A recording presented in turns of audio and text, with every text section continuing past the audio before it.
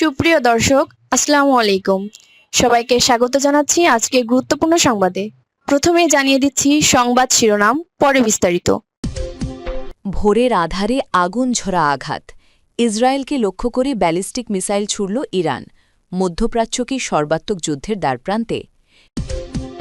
এদিকে ইরানে অভিযানে ৬ মার্কিন সেনা নিহত, সেন্টকম।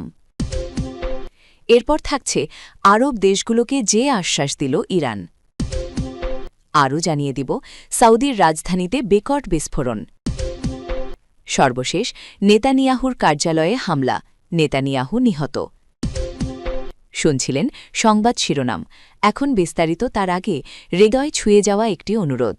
যদি আয়াতুল্লাহ আলী খামেনির নামটি শুনে আপনার বুকের ভেতরটা ভারী হয়ে আসে, যদি ভোরের সেই খবর একটি দীর্ঘ অধ্যায়ের সমাপ্তি আপনাকে নীরবে কাঁদায়, যদি মনে হয় এই বিদায়ে শুধু একজন মানুষ নয়, একটি সময়, একটি সংগ্রাম, একটি ইতিহাস বিদায় নিল, তাহলে কমেন্টে লিখুন, হে আল্লাহ, তুমি আয়াতুল্লাহ আলী খামেনিকে জান্নাতুল ফেরদাউস দান করুন। আর যদি আপনি চান তার জীবনের গল্প যেন ভুলে না যাওয়া হয়, তার সংগ্রাম যেন বিকৃত না হয়, তার অবদান যেন নীরবে মুছে না যায়, আর ইতিহাস যেন মানুষের হৃদয়েই বেঁচে থাকে, তাহলে অনুগ্রহ করে চ্যানেলটি সাবস্ক্রাইব করুন। সাবস্ক্রাইব মানে কেবল একটি বাটনে চাপ দেওয়া নয়, এটা হলো শ্রদ্ধা জানানো, এটা হলো স্মৃতিকে ধরে রাখা, এটা হলো সত্যকে নীরবে পাহারা দেওয়ার এক ছোট্ট অঙ্গীকার, এটা হলো ইতিহাসকে ভুলে যেতে না দেওয়ার দায়িত্ব নেওয়া। চলুন কথা না বাড়িয়ে বিস্তারিত জেনে নিই। ভোরের আধারে আগুন ঝোড়া আঘাত, ইসরায়েলকে লক্ষ্য করে ব্যালিস্টিক মিসাইল ছুড়ল ইরান, মধ্যপ্রাচ্যকে সর্বাত্মক যুদ্ধের দ্বারপ্রান্তে। মধ্যপ্রাচ্যের আকাশ আবারও কেঁপে উঠল বিস্ফোরণের শব্দে। দখলদার ইসরায়েলকে লক্ষ্য করে নতুন করে ব্যালিস্টিক মিসাইল নিক্ষেপ করেছে ইরান। বাংলাদেশ সময় মঙ্গলবার রাত 4:30টার দিকে তেহরান থেকে এই মিসাইল ছোড়া হয় বলে জানা গেছে। রাতের নীরবতা ভেঙে মুহূর্তেই সাইরেনের শব্দে প্রকম্পিত হয়ে ওঠে ইসরায়েলের আকাশ। সংবাদমাধ্যম দ্য টাইমস অফ ইসরায়েল জানিয়েছে, ইসরায়েলের উত্তরাঞ্চলে সতর্কতামূলক সাইরেন বাজতে শুরু করেছে। প্রতিবেদনে আরও উল্লেখ করা হয়, গত 7 ঘণ্টার মধ্যে এই প্রথম মিসাইল ছুড়েছে ইরান, অর্থাৎ দীর্ঘ বিরতির পর আবারও সরাসরি সামরিক বার্তা পাঠাল তেহরান। এতে করে পরিস্থিতি আরও অনিশ্চিত ও অস্থিতিশীল হয়ে উঠেছে। ইসরায়েলের বিভিন্ন শহরে মানুষ নিরাপদ আশ্রয়ের দিকে ছুটছে। সামাজিক যোগাযোগ মাধ্যমে ছড়িয়ে পড়ছে আতঙ্কিত নাগরিকদের ভিডিও। কেউ বলছেন আকাশে বিস্ফোরণের আলো দেখা গেছে, কেউ আবার দাবি করছেন প্রতিরক্ষা ব্যবস্থা সক্রিয় ছিল। তবে কতগুলো মিসাইল ছোড়া হয়েছে, সেগুলো ভূপাতিত করা সম্ভব হয়েছে কিনা তা এখনও পুরোপুরি স্পষ্ট নয়। এদিকে শুধু মিসাইল হামলাই নয়, কূটনীতিক অঙ্গনেও শুরু হয়েছে তীব্র নড়াচড়া। United states department of state মধ্যপ্রাচ্যের প্রায় সব দেশ থেকে নিজ নাগরিকদের দ্রুত সরে যাওয়ার নির্দেশনা জারি করেছে। মঙ্গলবার প্রকাশিত নির্দেশনায় বলা হয়েছে, গুরুতর নিরাপত্তা ঝুঁকি থাকায় বাণিজ্যিক ফ্লাইটে করে দ্রুত সরে যান। এই সতর্কবার্তা পরিস্থিতির গভীরতাই ইঙ্গিত করছে। যেসব দেশের নাম উল্লেখ করা হয়েছে সেগুলোর মধ্যে রয়েছে Bahrain, Egypt, Iraq, Jordan, Kuwait, Lebanon, Qatar, Saudi Arabia, Syria, United Arab Emirates এবং ইয়েমেন। অর্থাৎ পুরো অঞ্চলকে সম্ভাব্য সংঘাতের ঝুঁকিপূর্ণ এলাকা হিসেবে বিবেচনা করা হচ্ছে। বিশ্লেষকদের মতে, এই মিসাইল হামলা কেবল একটি সামরিক পদক্ষেপ নয়, এটি শক্তি প্রদর্শন, কৌশলগত চাপ এবং বড় কোনো পরিকল্পনার ইঙ্গিত হতে পারে। যদি পাল্টা জবাব আসে, তাহলে পরিস্থিতি দ্রুত নিয়ন্ত্রণের বাইরে চলে যেতে পারে। আর যুক্তরাষ্ট্রের নাগরিক সরিয়ে নেওয়ার নির্দেশনা অনেকের কাছেই বড় সংঘাতের পূর্বাভাস হিসেবে দেখা হচ্ছে। একটি মিসাইলই কখনো কখনো ইতিহাস বদলে দেয়। প্রশ্ন এখন একটাই, এটি কি কেবল সীমিত উত্তেজনা, নাকি মধ্যপ্রাচ্যকে গ্রাস করতে যাওয়া বৃহত্তর যুদ্ধের সূচনা? আকাশে সাইরেন, সীমান্তে প্রস্তুতি, কূটনীতিতে টানাপোড়েন, সব মিলিয়ে বিশ্ব তাকিয়ে আছে পরবর্তী কয়েক ঘণ্টার দিকে। কারণ পরবর্তী আঘাতই হয়তো নির্ধারণ করবে শান্তি থাকবে নাকি শুরু হবে নতুন অধ্যায়ের আগুন ঝরা ইতিহাস।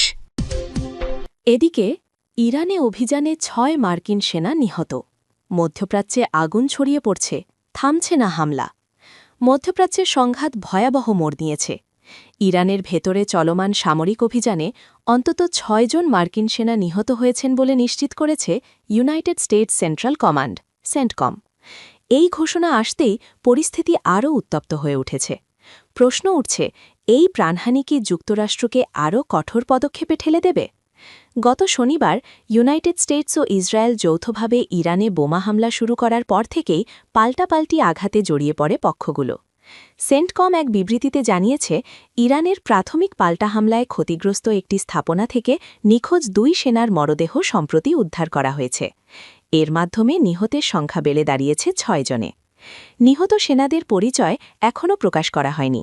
সামরিক নিয়ম অনুযায়ী তাদের পরিবারকে আনুষ্ঠানিকভাবে অভিহিত করার 24 ঘণ্টা পর নাম পরিচয় জানানো হবে। তবে ইতোমধ্যে যুক্তরাষ্ট্র জুড়ে শোক ও উদ্বেগ ছড়িয়ে পড়েছে। সামাজিক যোগাযোগ মাধ্যমে চলছে তীব্র আলোচনা, এই সংঘাত কোথায় গিয়ে থামবে। প্রসঙ্গত, পারমাণবিক কর্মসূচি নিয়ে আলোচনা ভেস্তে যাওয়ার পর গত 28 ফেব্রুয়ারি যুক্তরাষ্ট্র ও ইসরায়েল একযোগে ইরানে হামলা চালায়। সেই হামলায় নিহত হন ইরানের সর্বোচ্চ ধর্মীয় নেতা আলী খামেনি। হামলায় পুরোপুরি ধ্বংসস্তূপে পরিণত হয় তার প্রাসাদ। ওই দিন শুধু খামেনি নন, তার মেয়ে, নাতি, পুত্রবধূ এবং জামাইও প্রাণহারণ বলে জানা যায়। ঘটনাটি ইরানে তীব্র ক্ষোভ ও প্রতিশোধের আবহ তৈরি করেছে।